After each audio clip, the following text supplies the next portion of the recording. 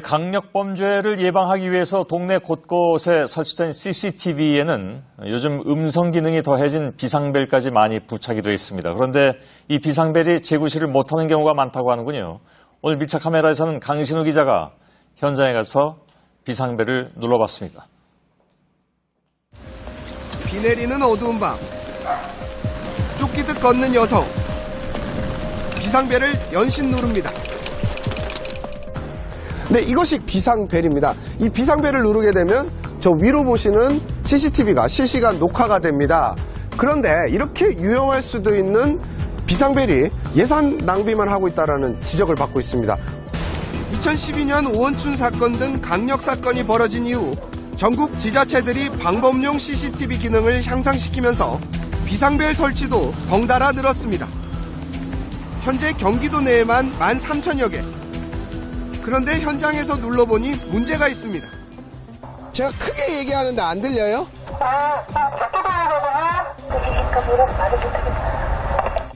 제가 이렇게 가까이서 불렀지만 안에서는 제대로 들을 수 없다고 합니다.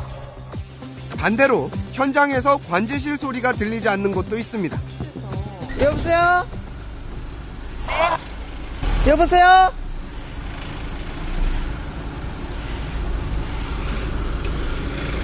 밖에서 마이크를 가까이 안 하는 것 같아요.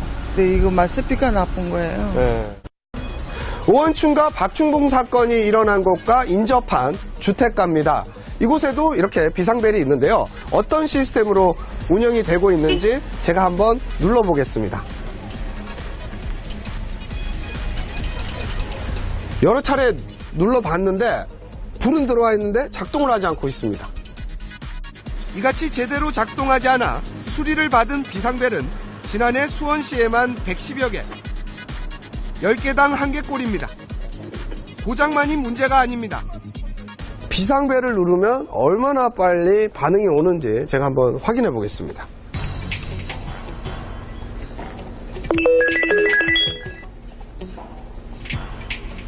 관제센터입니다.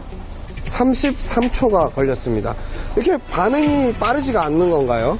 누르면 안 되는 오랫동안 누르면 벨 소리가 오랫동안 나기 때문에 그 차이점 때문에 그럴 겁니다. 아이들의 접근성도 떨어집니다. 네, 이곳 어린이 보호구역에도 이렇게 비상벨이 설치는 돼 있습니다. 이 비상벨 설치의 높이를 한번 보면 170cm가 됩니다. 때문에 키가 작은 어린아이들 같은 경우에는 이 비상벨을 누르기가 힘이 듭니다. 비상벨 주변 환경도 문제입니다. CCTV가 설치된 이곳에도 저렇게 비상벨이 설치되어 있습니다. 이곳 역시 이 차가 전방을 가로막아서고 있습니다. 그런데 냄새와 파리가 많이 날리고 있는데요. 이 돌아서서 보니 이번에는 쓰레기가 막아서고 있습니다. 실제로 쓰레기 수거 장소로 쓰이는 곳에 비상벨이 여러 군데 설치되어 있습니다. 근데 이곳에 있는 비상벨은 다행히 차나 쓰레기로 막혀 있지는 않은데 이런 난간이 떡하니 버티고 있어서 누르기가 상당히 부자연스럽습니다. 이뿐만이 아니라 지나가는 사람 시선 컷으로 한번 잡아주실까요? 사람들이 지나가다가도 여기에 비상벨이 있다는 사실을 알기가 쉽지가 않습니다. 왜 이런 구조로 만드셨나요? 네, 그러면요 저희가 AS팀에게 얘기해서 조치하도록 하겠습니다. 네, 바로 이곳이 관제센터입니다. 현장에서 비상벨이 울리면 이곳 직원들이 응대를 하게 됩니다. 평상시에도 이곳 직원들은 24시간 동안 모니터링을 진행하고 있습니다. 하지만 투입된 예산과 인력에 비해 그 효과가 미미하다는 지적도 나옵니다. 경기도 일부 시에서는 지난 9년간 비상벨을 통한 위험이나 사고 신고가 한 건도 없었습니다. 비상벨이 좀 효율성이 떨어진 부분이고 그런 상황에서는 휴대폰을 이용한 신고가 효과적이지 않을까 하는 생각입니다. 비상벨 설치에 드는 비용은 평균 50만 원.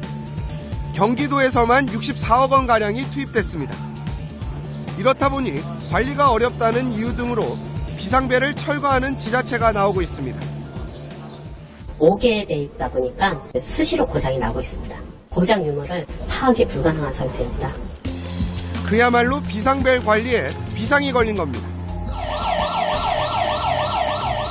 제대로 활용하기만 하면 범죄 예방과 범인 검거에 큰 도움이 되는 비상벨. 더 이상 예상 낭비라는 비판을 받지 않도록 이런 주변 정리와 함께 신속한 보수 등 철저한 관리 감독이 필요해 보입니다. 밀착 카메라 강신호입니다.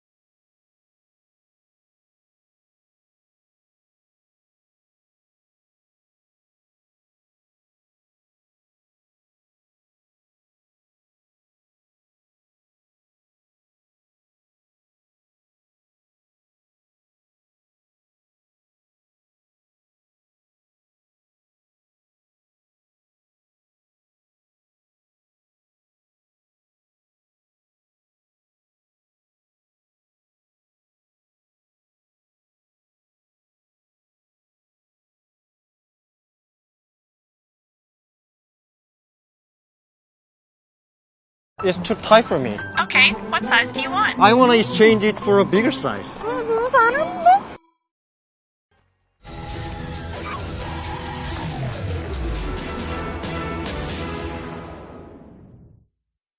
네, 정부 서울청사가 한 공무원 준비생에게 뚫려서 충격을 줬죠. 이 공시생은 친절하게 적어둔 비밀번호를 보고 쉽게 사무실에 들어갔다고 밝혔습니다. 그런데 주택가에도 이렇게 비밀번호를 적어둔 가정이 한둘이 아닙니다. 밀착카메라 안지현 기자가 취재했습니다. 서울 이문동의 한 대학가 일대입니다. 이 주변에 보시면 이처럼 원룸촌이 형성되어 있는데요. 그런데 원룸촌으로 들어가는 현관 입구에는 이 보안상의 이유로 이처럼 도어락이 설치되어 있습니다. 그런데 도어락 바로 위에 벽면에 보시면 이렇게 매직으로 이 숫자와 특수 문자까지 적혀 있는데요. 그대로 도어락에 입력해 보니까 이처럼 문이 열립니다. 바로 옆 건물도 벽 이음새에 적힌 비밀번호를 그대로 입력하니 문이 열립니다. 또 다른 건물 역시 비밀번호가 적혀 있습니다. 잠금장치도 설치되어 있지만 번호를 넣지 않아도 문이 열립니다. 잠금장치 전원을 아예 꺼놓은 겁니다. 이문동의 또 다른 건물 입구에도 이처럼 도어락이 설치되어 있습니다. 이 문은 굳게 잠겨 있고요. 그런데 도어락 주변에 보시면 한 군데도 아니라 여러 군데에 이처럼 비밀번호가 적혀 있습니다. 이 뒤쪽에도 적혀 있는데요. 비밀번호 숫자 앞에 보시면 한글로 열, 끝에는 종이라고 써 있습니다. 이 바로 도어락에서 비밀번호 누르기 전에 열쇠 버튼을 누르고 종을 누르면 열린다는 뜻입니다. 이렇게 자세히 비밀번호가 적혀 있는 건 이곳에서는 공공연한 사실입니다. 요거 적혀 있고 요거 다 적혀 있어요. 여기 싹 다. 이거 알고 계셨나요? 네. 관리자분한테 여기 문 어떻게 따고 들어가냐고 했더니 밑에 써있지 않냐고 다 알고 계시는데 그냥 놔두시더라고요. 이 일대 모두 비슷한 상황. 불안하긴 하죠. 아무래도 번호가 그대로 노출돼 있다 보니까. 수색동에 있는 이곳도 건물 안과 또 밖에서 이처럼 어렵지 않게 잠금장치의 비밀번호를 확인할 수 있습니다. 정상적인 경우라면 이 건물 입구에서부터 얼굴을 확인하고 문을 열어주게 되지만 그 과정이 생략되는 겁니다. 범죄로 이어진 사례도 있습니다. 빈 사무실을 털고 있는 50대 남성. 이 남성은 지문 자국이 남은 낡은 도어락을 노려 150여 차례 절도 행각을 벌이다 지난해 경찰에 붙잡혔습니다. 실제로 이런 곳을 찾는 건 어렵지 않았습니다. 서울 구로동의 한 빌라입니다. 이곳 잠금장치의 버튼을 자세히 보실까요? 이렇게 특정 번호 주변이 심하게 낡아 있는데요. 옆에 보시면 이곳도 이처럼 비밀번호까지 적혀 있어서 이대로 누르면 문이 쉽게 열립니다. 거주자도 황당해합니다. 이 비밀번호가 맞나요? 네. 몰랐는데 누가 적어놓은 거지? 누군가 편의에 의해 적어놓았다는 겁니다. 오토바이 배달하는 사람들이 적어놓은 걸 저희가 보고 하는 것 같아요. 취재진이 확인해보니 이 일대 역시 도어락에 설치된 건 모두 문을 쉽게 열 수 있었습니다. 택배기사나 배달원 역시 쉽게 도어락을 열고 들어갑니다. 수업 중이라 전화를 안 받잖아요. 우리가 아는 데를 다 이렇게 적어놓고. 하지만 이를 지워달라는 요청은 없었다고 말합니다. 지워달란 말은 안 하던가요? 신경 안 써요. 그거 바꾸면 난리 나요, 여기. 안전 불감증에 대한 우려의 목소리가 나온 이유입니다. 비밀번호를 알아내서 미리 아예 들어가서 잠복을 있다든가 생활 속에 그 편리함이 우선되다 보니까 보안이라든가 생활 안전은 후순위로 밀려난 것이 가장 큰 문제입니다.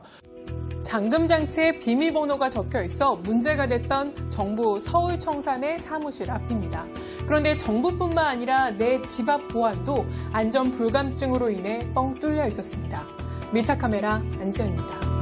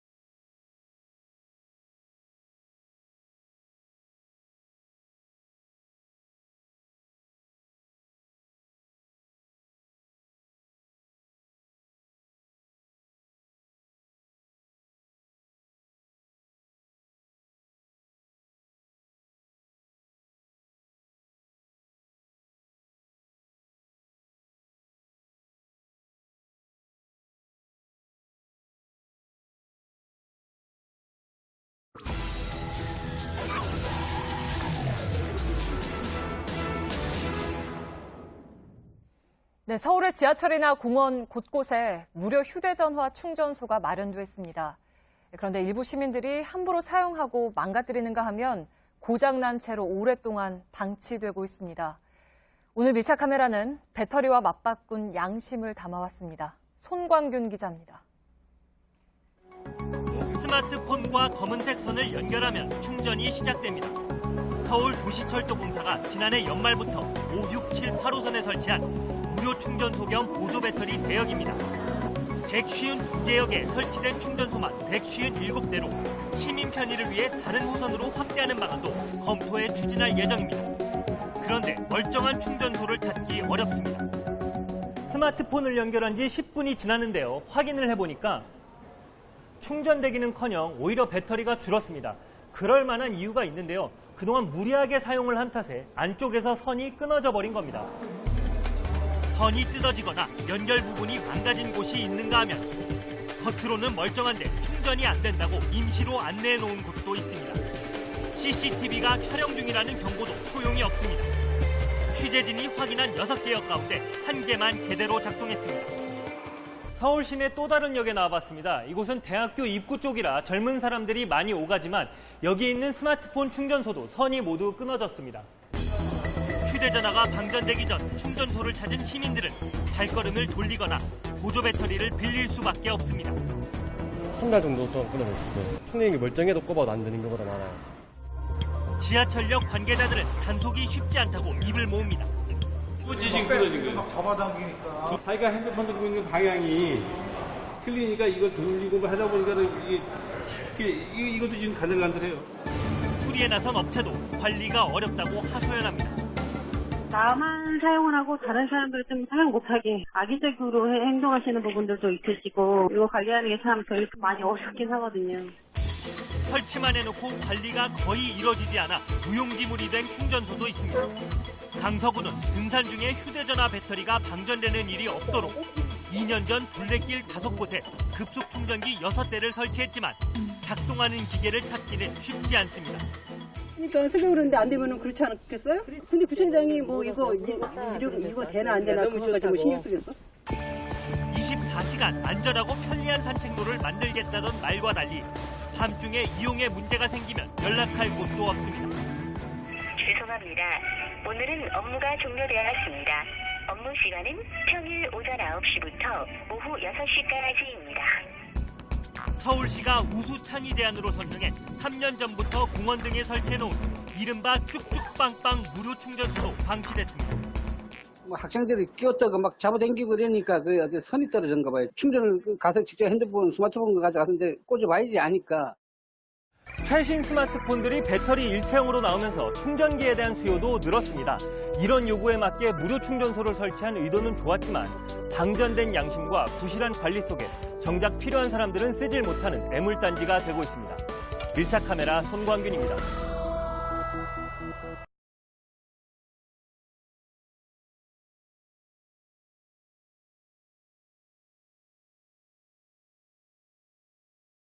이거 젊은이. 아니 젊은 사람이 방학 목표가 토익 점수 하나 올리는 건가?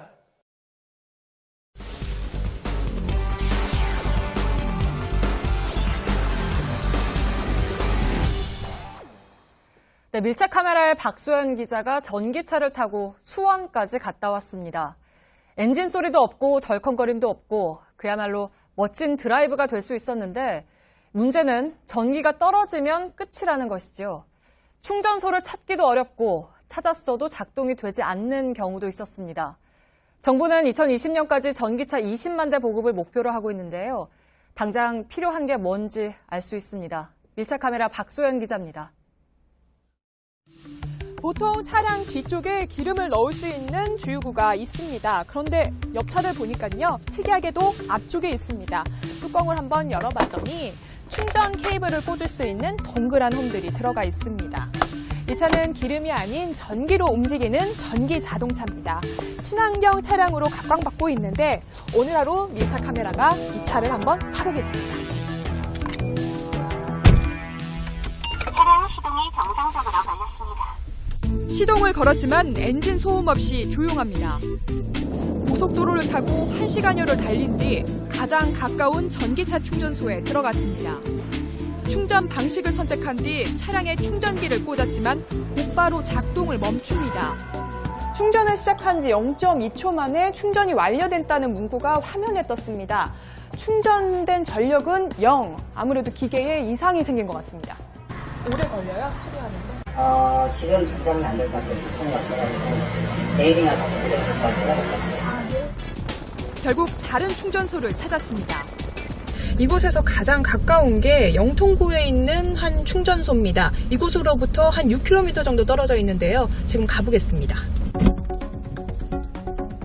다행히 충전기가 제대로 작동했지만 충전을 완료하는데 35분을 기다려야 했습니다. 이처럼 전기차 운전자들이 부족한 충전소와 고장으로 낭패를 당하는 사례가 늘고 있습니다. 제가 강릉을 한번 놀러 간 적이 있었는데 그때 왕복 갔다 온 시간이 23시간이 걸렸습니다. 기본적으로 충전기가 고장나 있는 데도 있고 충전기 위치 정보가 제대로 공유되지 않는 점도 이용자를 혼란스럽게 합니다. 다운로드 수가 가장 많은 어플리케이션을 이용해 한 충전소에 가봤습니다. 전기자동차 충전소라고 적힌 간판을 따라 들어가 봤습니다. 하지만 충전기는 사라진 채 바닥을 보니까요. 이렇게 충전기를 설치한 흔적만 남아 있습니다. 시험을 갖다 놓고 아니면 철거할 거다 이렇게 말들이 많다가 결국에는 철거하는 쪽으로 이게 진행되는 걸로 알고 있습니다. 작년 한 11월 달쯤. 환경부가 지난해 여름 일부 충전소를 폐쇄했지만 민간 어플리케이션에서는 반영되지 않는 겁니다. 환경부와 지자체, 공공기관에서 운영하는 충전소 정보를 통합적으로 확인할 수 있는 공식 홈페이지와 어플리케이션이 아직 없습니다. 사후 관리라든지 민원에 대한 처리할 수 있는 경로만 명확하면은 저희가 다 공개를 하려고 지금 하고 있고요. 친환경 전기 택시를 시범 운영하는 한 택시 회사는 차량 8대 가운데 4대 운행을 중단했습니다. 짧은 주행거리에 비해 긴 충전 시간 때문입니다. 충전하는데 하루에 많이 하는 분들은 한 3시간 정도요? 10시간 일할 거면 한 2시간 일 더 해야죠. 회사 탄핵금 마치려면. 전국에 설치된 전기차 급속 충전 시설은 모두 337곳. 정부가 다음 달부터 충전소 이용을 유료화하기로 하면서 불만의 목소리는 더 커지고 있습니다. 인프라스트럭처라든가 전기 충전 시설을 어떻게 관리할 것이라든가 어느 정도까지의 비용을 소비자들이 마음 편하게 지불할 수 있는지 고찰이 더 많이 필요하다고 생각해요. 전기자동차 충전소가 부족하고 알 수 없는 고장도 잦다면 이용자가 안심하고 자동차를 탈 수 없겠죠.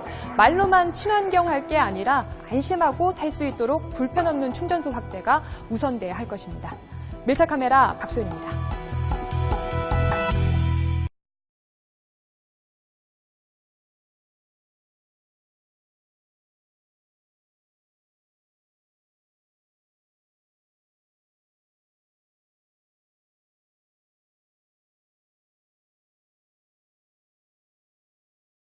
But it's better to say, I have a meeting at 2 p.m. I have a meeting at 2 p.m. Excellent.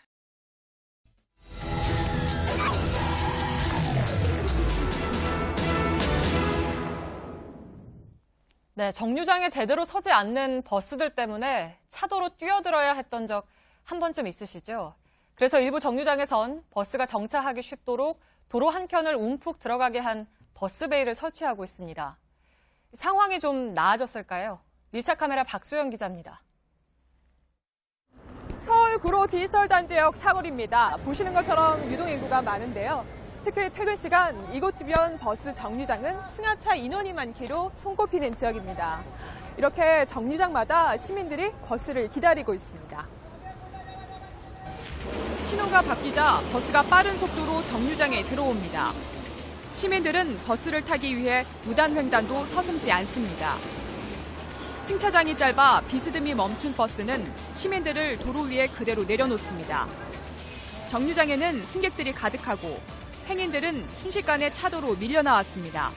이게 사람이 워낙 많다 보니까 차로 이용해가지고 이렇게 오시는 경우도 많거든요. 근데 그럴 때 이제 차가 들어오면은 좀 아찔한 경우가 발생하기도 하고요. 시설물에 가려져 버스가 제대로 보이지 않는 정류장도 있습니다. 파란 천막의 포장마차 여러 곳이 운영 중입니다. 이곳은 버스 11대가 멈춰서는 정류장입니다. 정류장 사이마다 포장마차가 들어서다 보니까요. 상대적으로 승객들이 설 자리는 좁아졌습니다. 한 승객은 아예 도로에서 버스를 기다립니다. 지금 내려가 계시는데 안 위험하세요? 안 보이니까. 오는 게 안 보이니까. 버스? 네. 관광버스가 불법 주정차하자 정류장은 더욱 혼잡스러워졌습니다. 승객들은 버스 사이를 뛰어다니고 승차장이 아닌 도로에서 줄지어 버스에 오릅니다. 낮에도 마찬가지입니다. 도로 중간에 멈춰선 버스, 승차장 사이를 오토바이가 지나갑니다. 인도에 가까이 서질 않고 멀리 서는데 그 사이에 지금 택시가 이렇게 지나간 거예요. 결국은 버스를 그냥 보냈어요. 무서워가지고. 일부 정류장은 이를 보완했는데 문제는 여전했습니다. 이곳 버스 정류장은 조금 다릅니다. 보도 쪽으로 움푹 들어간 건데요. 이와 같은 버스 정류장을 버스 베이라고 합니다. 교통 흐름을 방해하지 않고 승객들이 원활하게 승하차할 수 있도록 설계한 건데요. 어느새 이렇게 택시들이 차도를 점령했습니다. 버스가 도로에 멈춰서고 승객들이 차도에 내몰리는 건 마찬가지입니다. 지난해 경기연구원이 수도권 지역 버스베이 16곳에서 버스를 지켜봤더니 제대로 버스베이를 이용한 비율은 30%에 불과했습니다. 안전을 위하여 한 걸음 물러서 주세요. 이 버스 앞 유리창에는요, 이런 문구가 써 있는데요. 버스가 도착하면 타기 위해서 차도로 뛰어드는 승객들을 향한 경고 문구입니다. 취재진도 오늘 이 버스를 타고 승객들의 승차 모습을 지켜보겠습니다. 정차하는 버스가 여러 대인데 이보다 버스베이 길이가 짧습니다. 더 불편합니다, 오히려. 반드시 가서 쓰기 때문에 주선화대 뒤에서도 승객을 하차시킬 수 있는데 박스 안에만 들어가야 정차를 승객을 하차해주기 때문에 감속 차로 길이가 국내 규정은 50m 정도로 미국의 4분의 1에 불과합니다. 국토부 기준에 맞춰서 설계를 해도 본선으로 재진입하는 게 어려우니까 버스베이에 완전 진입을 안 하고 최근 3년 동안 서울 지역에서 버스와 보행자 교통사고 1,900여 건이 발생했는데 대부분 정류장 부근에서 일어났습니다. 원활한 교통 흐름과 승객들의 안전을 위해 버스 베이를 만들었지만 환영받지 못하고 있습니다. 큰 사고로 이어지기 전에 제대로 된 관리가 필요해 보입니다. 밀착 카메라 박소연입니다.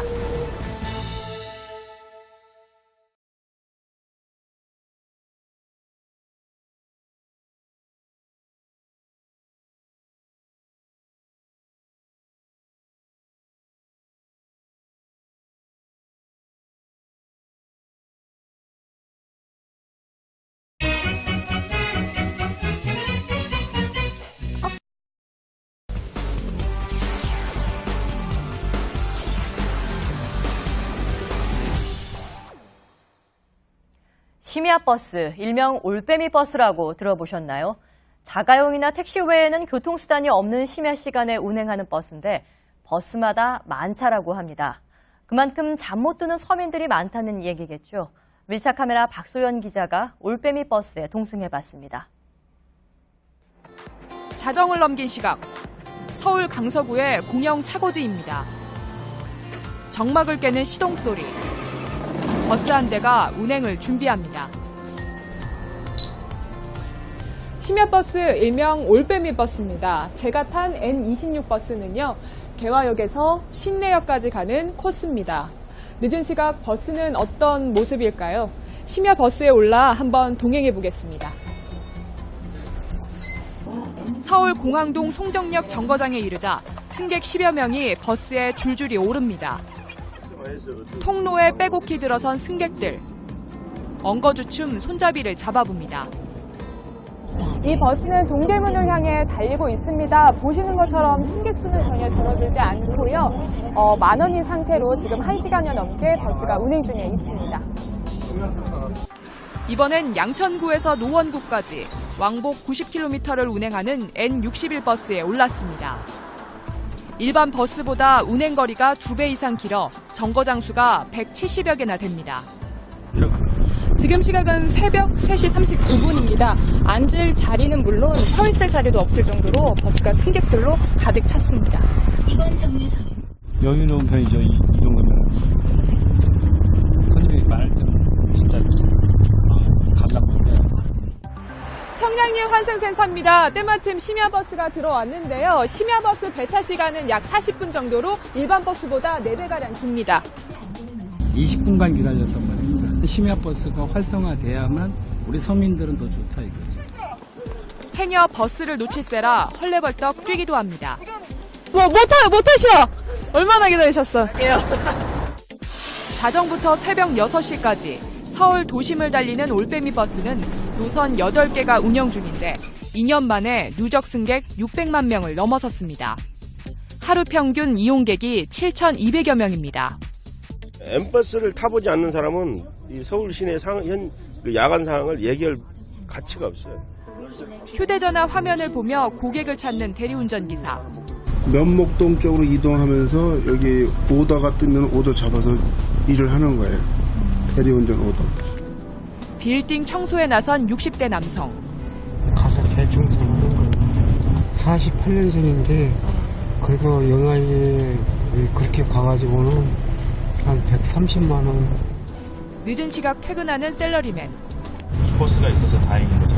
늦은 시간에 다니니까. 잠에 취한 승객도 있습니다. 어디까지 가세요? 종점 거의 다 왔는데. 이렇게 늦게 들어가세요. 오늘 무슨 일 있으셨어요? 몇 시에 끝나셨어요? 술 취한 승객 때문에 애를 먹는 일도 종종 벌어집니다. 술이 취해가지고 시비를 걸고 막 약간 행패비스러운 행동을 하는데 온전히 운행을 할 수가 없어요. 그래가지고 112 신고를 해가지고 경찰이. 서울 지역 버스 노선에서 심야버스가 차지하는 비율은 2%에 불과합니다. 뉴욕 42%, 홍콩 11%와 비교해 부족한 실정입니다. 서울시는 택시업계 반발과 비용 등의 이유로 심야버스 노선 확대에 소극적입니다. 운행 차량이라든가 운행 횟수를 늘려서 시민들이 안전한 귀가, 이 경제 활동, 이거에 대한 기본적인 보장이 필요하고요. 하루를 시작하는 사람과 마감하는 사람들이 오늘도 심야버스를 이용하고 있습니다. 고된 하루를 보내고 있는 서민들에게 보다 편리한 교통수단이 될 수 있도록 모두의 고민이 필요해 보입니다. 밀착카메라 박소연입니다.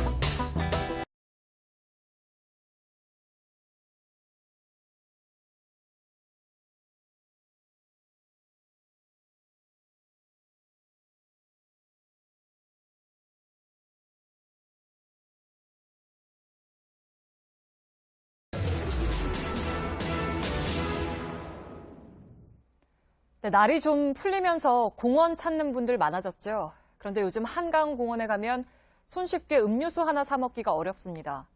편의점 3곳 가운데 한 곳꼴로 영업을 멈춘 지 벌써 넉 달이 지나고 있는데요. 밀착 카메라가 취재했습니다. 손광균 기자입니다.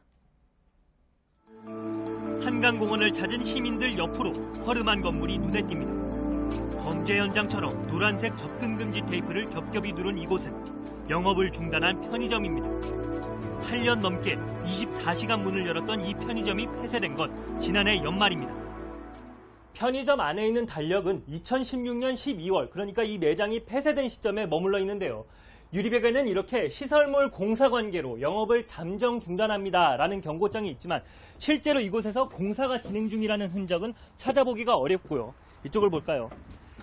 이 매장 안에서 사용된 것으로 보이는 매대와 청소도구로 보이는 물건들만 이렇게 나뒹굴고 있고, 옆에는 편의점에서 사용한 식용유통이 있는데 들어보면 한 번도 사용되지 않은 상태로 먼지만 쌓이고 있습니다. 운동하러 나왔다가 물이라도 사 마시려던 시민들은 황당해합니다. 가던 건 몰랐어요. 가다 보면 목마르고 이러잖아요. 쉬어가기도 하고 못하고 했는데. 한강공원에 편의점이 들어선 건 지난 2008년 서울시가 이른바 한강 르네상스 사업을 추진하던 때입니다. 한강에서 간이매점을 운영해오던 상인단체 등 3곳과 편의점 사업권 계약을 맺으면서 매장 건설 비용은 사업자들이 부담하고 서울시는 8년 동안 임차료를 받지 않기로 했습니다. 계약세는 또 2016년 2월과 5월 계약 종료와 함께 매점 소유권이 서울시에 귀속된다는 내용이 있었는데 사업자들이 이를 지키지 않으면서 갈등이 시작됐습니다. 투자비를 회수하지 못했다고 주장하는 상인단체와 계약 기간이 끝났으니 매점을 넘기라는 서울시의 싸움은 법적 분쟁으로 이어졌고 법원이 서울시의 손을 들어주면서 편의점 영업은 중단됐습니다. 이렇게 문을 닫은 곳은 한강공원 내 편의점 29곳 가운데 12곳으로 3분의 1이 넘습니다. 계약 기간이 종료와 동시에 그 시설물은 서울시에 귀속이 된다. 그것을 이행을 안 하니까. 손익이 안 넘어서 연장해달라고 얘기를 계속 했었죠. 근데 서울시에서 그걸 안 돼서 서울시에서 강제 입법이 들어오니까 저희. 이곳을 벗어나 주변의 다른 편의점을 이용하는 것도 쉽지가 않습니다. 반대편으로 건너가려면 고속화도로를 지나야 되는데 걸어서 이용할 수 있는 육교나 지하 통로가 턱없이 부족하기 때문입니다. 서울시는 이르면 5월쯤 매점을 다시 열 계획이지만 아직 새로운 사업자를 찾는 작업도 시작하지 않은 상태입니다. 문을 닫은 편의점들이 다시 열리기까지는 최소 2-3달은 더 걸릴 것으로 보입니다. 올 상반기까지는 힘들 수도 있다는 목소리까지 나오는데요. 결국 당분간 불편함은 시민들의 몫이 됐습니다. 밀착 카메라 손광균입니다.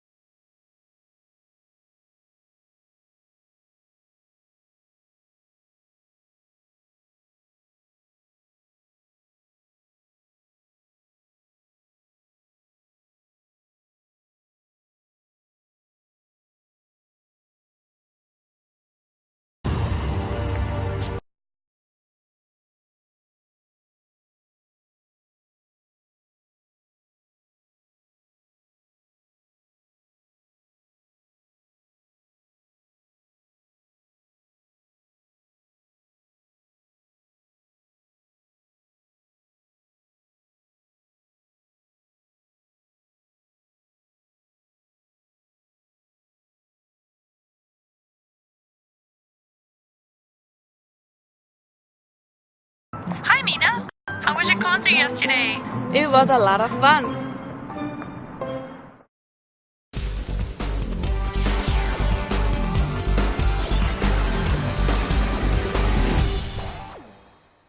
코레일이 KTX를 제외한 전국의 모든 열차를 무제한으로 이용할 수 있는 티켓을 판매해서 젊은 층들의 큰 호응을 얻고 있습니다. 그런데 너무 많이 몰리다 보니까 필요한 열차 같다, 뭐 이런 얘기까지 나오고 있다고 하는데요. 어떻게 된 일인지 밀착 카메라 강신우 기자가 현장 취재했습니다. 서울 이틀 있고 이제 여수 하루 있고 그 다음에 순천 갔다가 부산. 전주, 여수, 순천, 부산. 열차를 탄 승객들의 발걸음이 빨라집니다. 휴가철을 맞아서 열차로 여행을 떠나시는 분들이 많은데요. 유독 열차를 타자마자 이 열차 카페 칸으로 몰려드는 젊은이들이 많다고 합니다. 입석 승객들의 좌석 확보전이 벌어지고 있는 겁니다. 특히 코레일이 방학을 맞아 청년들을 대상으로 한 네일로 티켓을 판매하면서 카페 칸 몰림 현상은 더 심해졌습니다. 네일로 티켓을 구매하면 전국의 새마을호와 무궁화호 입석을 무제한으로 탈 수 있습니다. 제가 원래 네일로가 26이 끝이었잖아요. 근데 28살로 이제 늘어나면서 저도 이제 기회가 생긴 거죠. 올해부터 이용 가능 연령도 25세에서 28세로 높였습니다. 이 열차 칸에는 유료 안마 의자도 있고요. 이렇게 노래를 부를 수 있는 편의시설도 있지만 입석객들이 여기까지 이용하다 보니 이렇게 아예 문을 잠가 놨습니다. 반대로 편의시설에 들어가고 싶지 않아도 들어가야 하는 승객도 있습니다. 자리 한 번만 부탁드릴게요. 우리 여기 이렇게 입구에 앉아 계시면 일어나서 좀 부탁드립니다. 여기 식당 칸에 이렇게 사람들이 가득 차 있다 보니 정작 식사를 하시는 분들은 이렇게 노래방에 들어가야 되는 경우도 있습니다. 식당 칸 운영자는 울상입니다. 먹기가 너무 힘드니까. 그리고 이제 그분들이 한 번씩 우리하고 앉아있는 사람은 언제 가는 걸 봐요. 일어나시라, 못 일어난다. 그러면 그냥 됐다 그냥 가버리면 저희는 영업을 못하잖아요. 소화기를 가리고 휴지통 사용도 어렵습니다. 애정행각으로 다른 사람의 눈살을 찌푸리게도 합니다.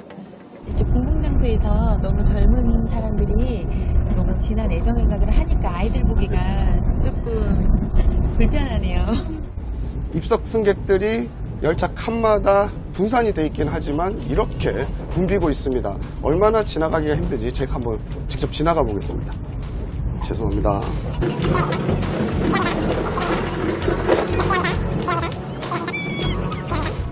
열차 한 칸과 통로 두 곳을 지나는데 미안합니다, 실례합니다라는 말을 20번 가까이 했습니다. 거를 감안을 하더라도 지금 아이가 함께 같이 다니는데 통로 이용에 너무나 불편하거든요. 그래서 입석 정원이 몇 명 정도일까 하는 의문이 좀 드네요. 상황이 이렇지만 코레일은 지난 주말부터 네일로 티켓 가격을 오히려 반값으로 낮췄습니다. 통로에 앉아있을 자리도 없고 여기가 제일 편한 것 같아요. 네. 앉아있을 데가 없으니까 답답해도 있어요 지금. 승차권을 확인해야 하는 승무원들의 업무도 대폭 늘었습니다. 제가 이거 문제가 있어요. 내가 거기도 그래. 그래도 정리할 수 있는 문제가 아니에요. 그리고 판사 사장이 계시죠. 코레일은 뒤늦게 증차 계획 등을 꺼내들었지만 역부족입니다. 지금 저희가 이제 가능한 지금 모든 수송역, 일반 열차의 모든 수송역을 다 동원해서 하고 있고요. 즐겁고 신나는 추억으로 가득 차야 할 기차 여행이 코레일의 미숙한 운영으로 일반 승객과 입석 승객 모두에게 씁쓸한 기억만 남기고 있습니다. 밀착 카메라 강신우입니다. It's too tight for me. Okay, what size do you want? I want to exchange it for a bigger size. 너무 잘했네.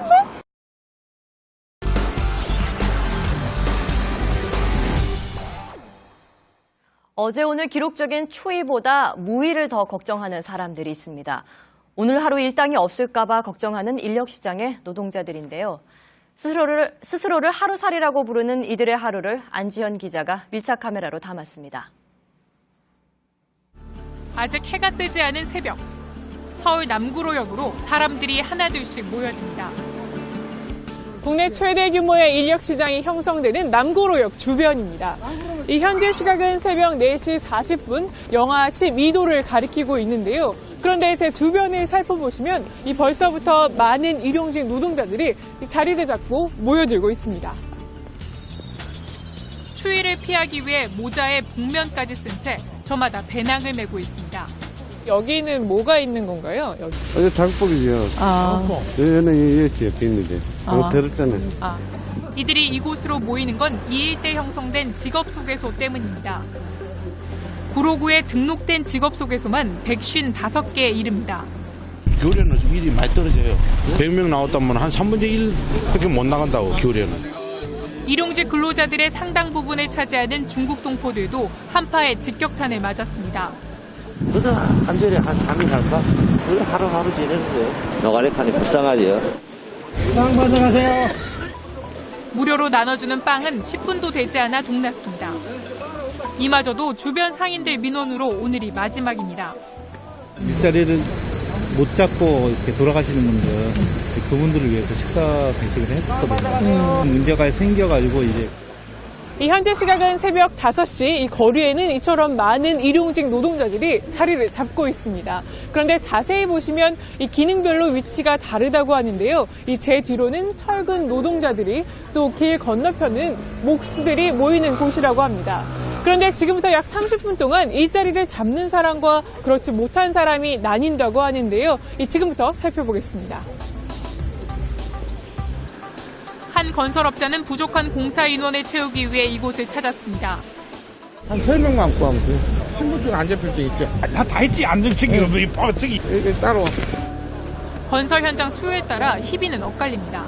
오늘 일자리 못 구하신 거예요? 먹을 일이 없어요.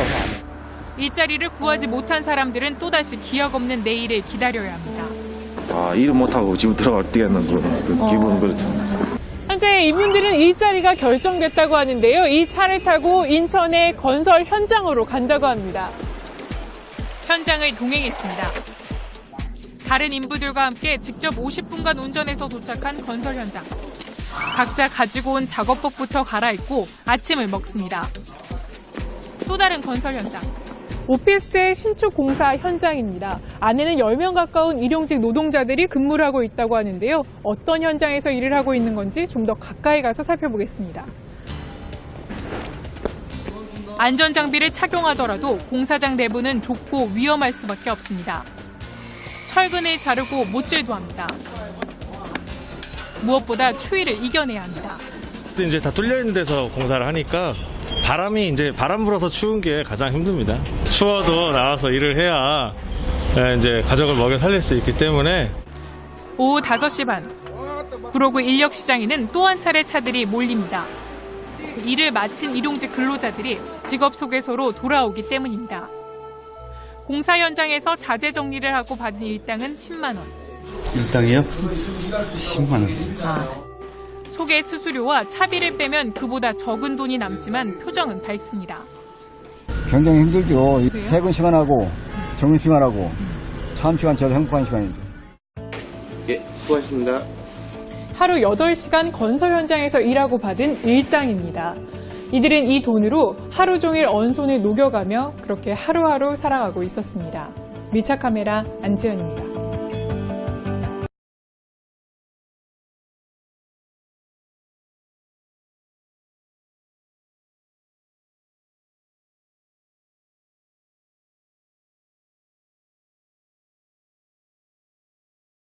기름값이 또 올랐대. 미세먼지는 또 어떻고. 걱정 마. 이제 세상이 바뀔 거야. 아빠다. 얘들아 타봐. 이제 볼트의 시대. 쉐보레 볼트 EV.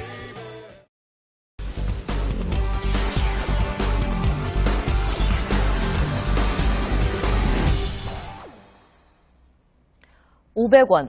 누구한테는 껌값일 수도 있지만 또 다른 누구한테는 생계를 위한 절박한 동전이 되고 있습니다. 이 500원 동전을 받기 위해 매일같이 새벽차를 타고 거리로 나서는 노인들이 있습니다.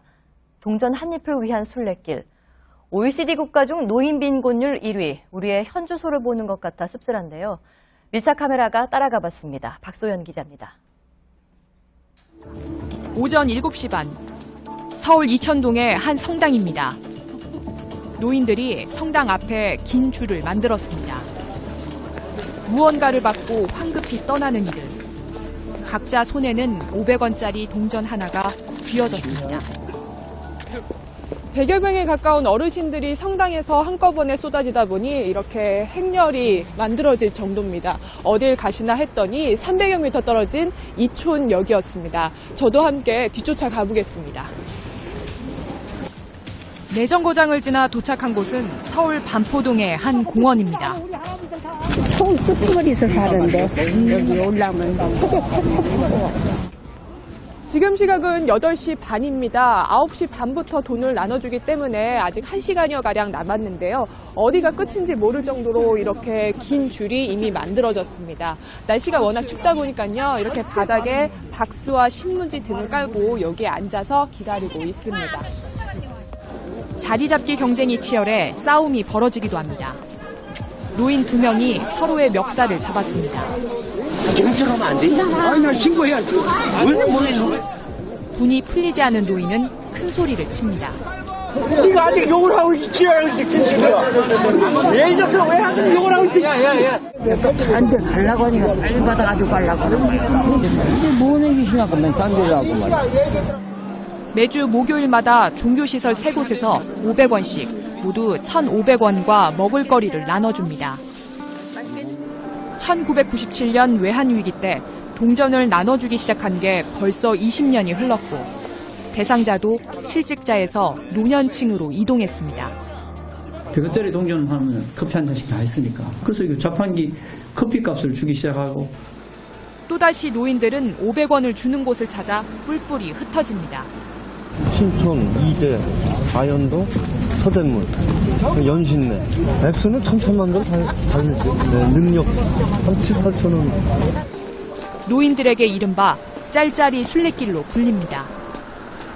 길을 나선 사연은 절실합니다. 한 달에 20만 원 정도 돼요. 그걸로 방세 내는 거예요. 얘는 좀 망설여지지 않으셨어요? 여기런데 500원 받으려고 나오실 때. 안 망설였죠. 왜요? 아, 다고프니까 한 푼이라도 1,000원, 2,000원 모아서 병원 가고 약값 들이하고 또 밥만 먹은 게 그냥 서자부터 두부라도 한 번 사다 서 88살인 한 할머니는 장애가 있는 21살 손자와 거리에 나왔습니다. 아들과 며느리는 손자만 남겨두고 세상을 떠났습니다. 제 아버지가 요양병원에 가서 5년 만에 세상을 떠났어요. 얘 어머니는 지금 부천 화장터에서 화장하고 거기다가 그 낙포땅에 있는데. 할머니와 손자는 이른 아침부터 저녁까지 종교시설 4곳을 돌며 6,000원을 벌었습니다. 전기와 수도 사용료를 내기 위해서입니다. 집이가 딱 25,000원 있길래 그거 채워주려고 오는 거야. 3만 원 줘야죠. 한 달 수입은 노령연금과 손자 앞으로 나오는 장애수당 등 42만 원이 전부입니다. 매일 한 끼 드시는 거예요? 점심 한 때. 밖에서? 네, 그 청량이나. 아까 교회에서 준 빵이나 먹고 살고 그냥 그래요. 우리나라 65살 이상 노인 인구는 665만여 명. 경제협력개발기구 OECD 국가 가운데 노인 빈곤율이 1위입니다. 가난한 사람에 대한 생계의 책임 이런 것들을 개인한테 미룰 게 아니라 우리가 같이 책임질 수 있는 사회로 나아가야 돼요. 500원의 가치는 어느 정도일까요? 자판기에서 캔 음료 하나 뽑아 마실 수 없을 돈입니다. 추운 겨울 거리로 내몰리고 있는 노년의 순례길은 우리 사회에 경고 신호를 보내고 있습니다. 밀착카메라 박소연입니다.